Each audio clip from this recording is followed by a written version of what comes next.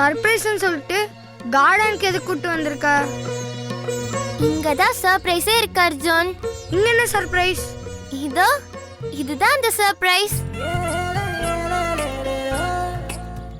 எது இந்த செடியா? ஆமா, உன் பர்த்டேக்கு நம்ம 2 பேரும் இந்த செடியை நட்டு வச்சு அதுக்கு தினமும் தண்ணி ஊத்தி வளர்க்கணும். இந்த செடி மரமா வளர வளர நம்மளோட ஃப்ரெண்ட்ஷிப்பும் வளரும். உட்காரு.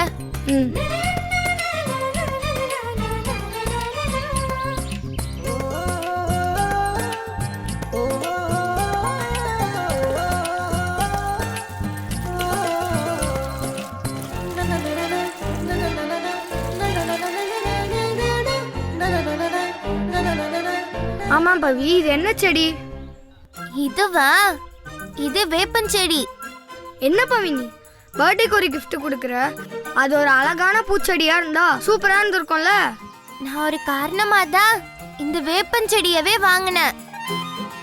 இந்த வேப்ப மரம் மட்டும் இருக்குல்ல, அதுல இருக்கிற இலை பூ எல்லாமே பயங்கரமா கசக்கும்.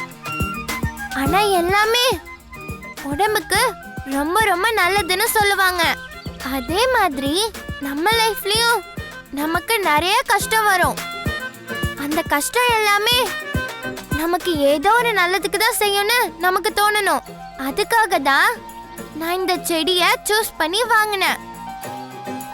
இந்த செடி மரமாகி இது நம்ம பார்க்கறப்பெல்லாம் நமக்கு வர கஷ்டம் எல்லாம் ஏதோ ஒரு நல்லது தான் செய்ய போகுதுன்னு நமக்கு நம்பிக்கை வரும். சரியா? ஒரு சாதாரண செடிக்குள்ள இவ்ளோ பெரிய தத்துவமா? அமேசிங். ஹேய், என்ன எனக்கு கிண்டல் பண்றியா? சாச்சா, நான் போய் உன்னை கிண்டல் பண்ணுவேனா? உன் பர்த்டேன்றதால உன்னை சும்மா விடுறேன். இப்படியே பேசுனா வேப்பம்பூவை எடுத்து உன் கண்ணிலே அடிச்சு விட்டுருவேன். இப்பதானே தெரியுது நீ இந்த செடியை சூஸ் பண்ணது என்ன அட்டாக் பண்றதுக்கா? வேப்ப மரம் வைக்கிற மாதிரி என்ன அடிக்க வெப்பன்ஸ் ரெடி பண்ற. நீ பயங்கரமான ஆள் தான்.